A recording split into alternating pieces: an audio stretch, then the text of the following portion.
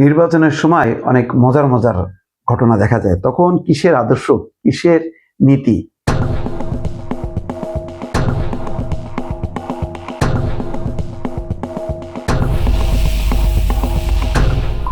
দেখেন, একটা আপনাদেরকে ভিডিও দেখায়, আমার চোখে পড়লো কিছুক্ষণ আগে। জামাতের এক প্রার্থী বা নেতা বলছেন যে যারা আওয়ামী লীগ থেকে এসছেন তাদের দায়িত্ব আমরা নেব, এমনকি হিন্দুদেরও কোনো সমস্যা নেই। এই যে দেখেন, নির্দ্বিধায় এখানে থাকবে, আপনাদের আইন আদালত কোর্ট কাছারি থানা আমরা দায়িত্ব নেব ইনশাআল্লাহ। আর হিন্দুরা জামাত ইসলামী করতে পারবে, আমাদের গঠনতন্ত্রের 12 নম্বর ধারাতে উল্লেখ আছে। হিন্দুরা তাদের ধর্ম পালন করতে পারবে। তারা যদি ইসলামের যে রাজনীতি সেটাকে যদি পছন্দ করে, ইসলামের অর্থনৈতিক ব্যবসায় পছন্দ করে, তাহলে জামাত ইসলামী লোকেরা করতে পারবে। যারা আওয়ামী লীগ থেকে এসেছেন নির্দ্বিধায়, যারা আওয়ামী লীগ থেকে আসছেন তারা নির্দ্বিধায় এখানে থাকতে পারবেন। কোর্ট কাছারির পুলিশ টুলিশের সব দায়িত্ব নিলাম।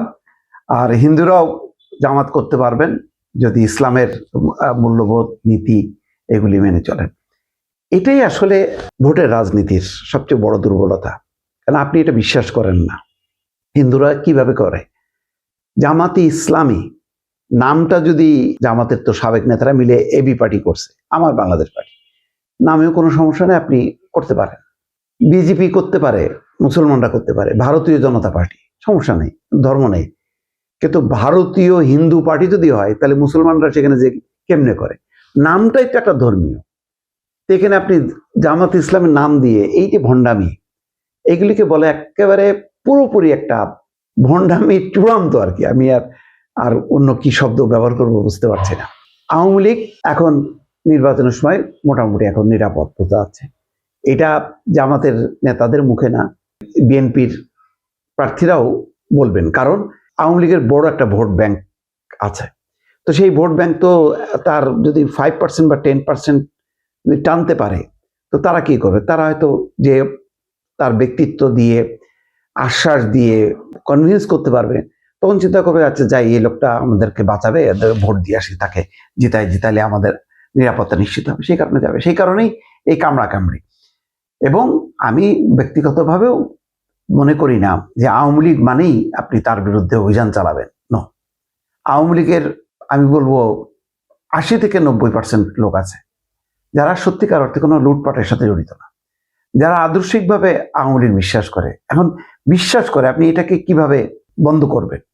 সে তো লুটপাট করেনি, দুর্নীতি করেনি। তাহলে এখন লুটপাট দুর্নীতি যদি আপনার দলের করে, আপনি ব্যবস্থা নেবেন না? নেবেন তো। সেটা সেই বিবেচনায় আপনি আওয়ামী লীগের যারা লুটেরা আছে, দুর্নীতিবাজ, তাদেরকে বিরুদ্ধে অ্যাকশন নেন, কিন্তু আইনানুগ ভাবে যাতে একসাথে ওই সকালে ধরলাম আর বিকেলে ছেড়ে দিলাম, ওই সুরভির মতন যেন অবস্থা না হয়, অথবা মাহাদির মতন এই হবিগঞ্জে তার মতন যেন না হয়।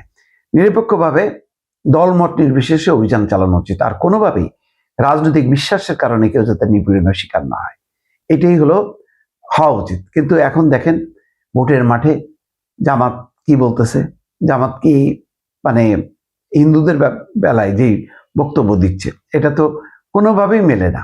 একটা ধর্মীয় দল, নির্দিষ্ট ধর্মীয় দল আর একটা ধর্মের লোকদেরকে তার দলেও আনতে পারে না।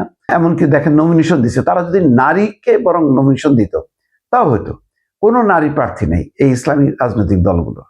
কিন্তু হিন্দু ধর্মের একজন, ওই যে কৃষ্ণনন্দী বাগেরহাট ওইদিকে একজনকে দিছে তারা, খুলনা ডুমুরিয়া। তো এটা তো একদম স্ববিরোধিতা।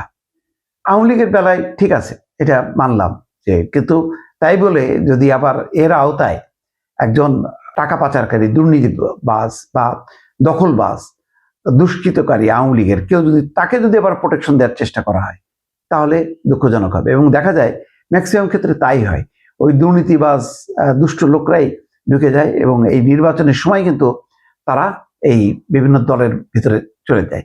এই ক্ষেত্রে কোনো নীতি আদর্শের বালাই থাকে না। এটাই হচ্ছে রাজনীতির সবচেয়ে দুঃখজনক অধ্যায়, দর্শক।